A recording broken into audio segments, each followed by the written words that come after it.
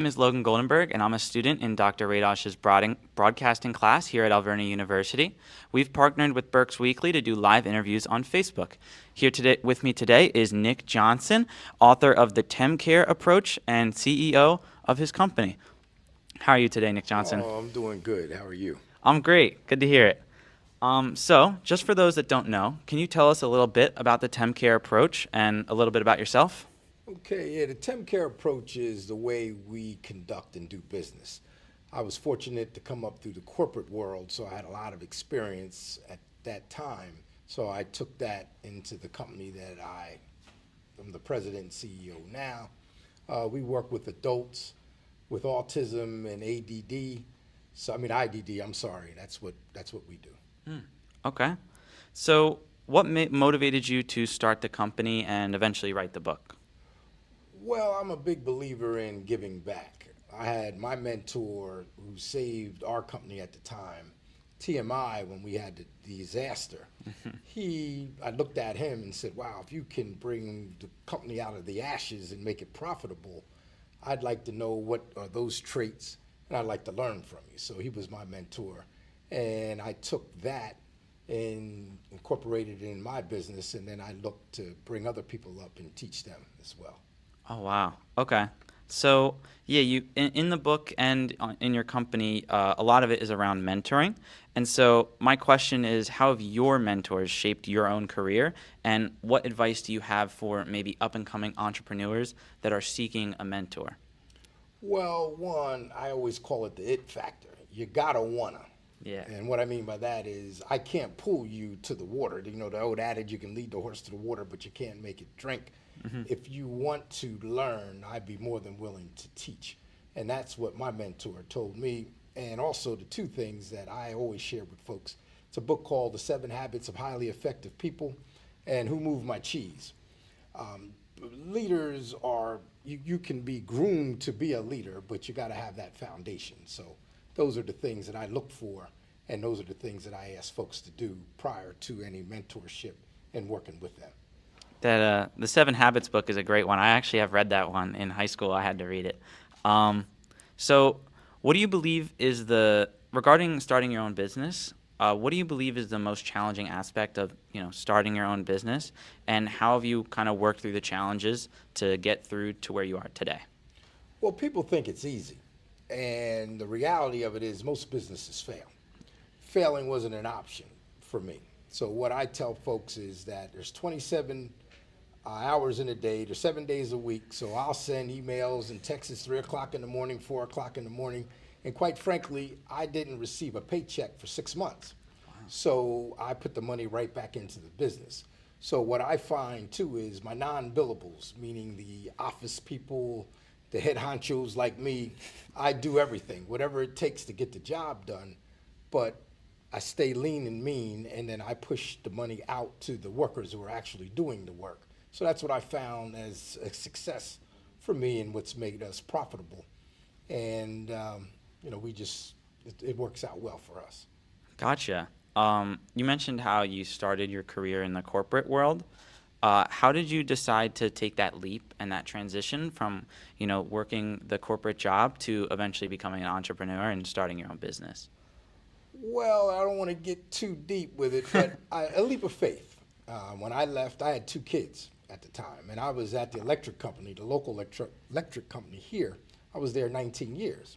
And I went in and told my boss I'm going to leave and go out on my own. He said, are you sure? You have a headache or you don't feel well or something wrong with you? I said, no. I said, I got what I needed in order to do and have my own business. I didn't want someone else to shape my career. I wanted to live my dream and my passion. And that's what made me go out on my own. And when I started, there were 3 of us. Now I have 70 employees. We go from Philly to Pittsburgh.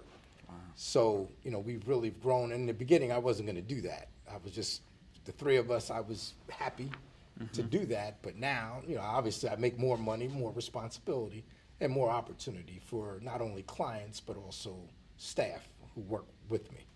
Wow.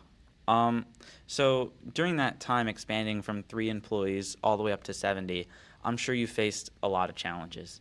what's some advice that you would give to yourself back at 3 employees that would have maybe made it a smoother experience, or maybe something that got you to 70? Like, what's some advice you would give to your past self? Well, the few things that I tell people is that don't come with solutions. So, the person that always wants to come to the boss and complaining, I say, well, fix it. What would you do to fix it? I'm paying you to fix it. If I have to tell you your job, then what do I need you for? So that's one. The other thing, be careful about loaning money to people. I tell them it's TemCare Behavioral Health. I'm not a loan institution. If the bank don't want to give it to you or a credit union, so you got to keep your money, because then they look and say, well, you have money, you have all this. And I say, well, yeah, I do. I have it. I don't have it to give to you. So if you want to get a loan, go get a loan. The other thing I tell people is don't be afraid to, if you don't know something, then just mention that you don't know. So that's how we were able to grow organically, by that approach. And I just tell them mistakes are okay. Fess up, learn, and grow, and let's move forward. Wow. That's a really good tip. So in the future, what key trends do you see impacting the futures of like businesses, and how do you think your book, the TemCare approach, and your style, how do you think that can like help shape the future or help tackle these future problems? Well, you folks here, and I'll tell you why. See, I'll be 60 years old. I don't look it, but I will. I'll be 60 years old. Technology has changed the game. When we had COVID changed the game. When I came up earlier in my career, you were judged on how many hours you spent at the office and in the parking lot. Well, now the only one that's in the office is me, and I can see where everyone's at technology-wise with the software that we use. You never would have been able to, if you don't use technology the way it is now, then you're not going to make it, in my view. So, and then I think it's a happy medium where you do have the office, but then you do remote. So I tell people the windshield time, that's what we call when you're driving around. I'd rather for you to leave your home and go to the field than come into the office and then go to the field. You're wasting time. And I have flexibility with my staff. I tell them I don't care when you get the work done, just get the work done. So if it's Saturday, Sunday, 12 o'clock at night, 2 o'clock in the morning, if you want to go to your kids' baseball game, bar mitzvah, whatever it is that you got going on, that's okay, but just get your work done. So I think companies that are more flexible with that, I think they're the ones that are going to be sticking around. The ones that want to be rigid and hard, I don't see how, because the younger people, they want that autonomy. They want that flexibility. Yeah. And if you don't give it to them, they're going to leave. When, like me, I was there 19 years. And when I left, and some people did, they worked for utility 40 years. You young people, you'll go and jump from here to here to that, staying with a company for 30 years. Those days are over as far as I'm concerned. Okay. And you mentioned earlier before we went live that your company is coming up on its 10th year anniversary. Do you have any message to like tell the people, like how do you made it to 10 years and how you're going to do moving forward? Well, what I do is, like me coming here today, I'm a big believer in leaving the ladder down for those who want to climb up, not for someone to give you something, which I had shared with you. The mentor I had, I said, I don't want you to give me anything, just show me what I have to do. And he said, okay. So when we had an agreement, so you roll up the sleeves, you get the work done, but the giving somebody something, that just doesn't work. So with my career, and part of what I like to do is share my experiences, because there's no need to reinvent the wheel. You might have to tweak it, but you don't have to reinvent it. Gotcha. And all right, so is there anything else you'd like to share before we wrap things up here? No, I just, what you guys are doing is great. Keep doing what you're doing. It's a new world out there. Like me, I grew up in the city of Reading. I didn't have money. We were poor, but there was a lot of love and there was a lot of discipline in the home.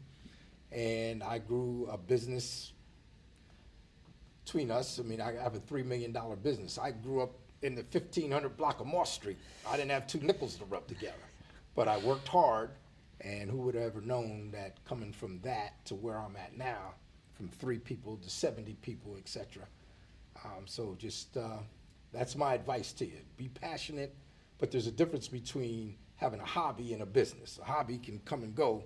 A a business, you got to get some residual income so you can pay the bills and have a couple extras, I like to call them. Gotcha. That's awesome. Thank you so much. So thank you again, Nick Johnson, for coming out today to this interview. I am Logan Goldenberg, your host today. Thank you for watching our Facebook Live on Berks Weekly, and see you next Friday around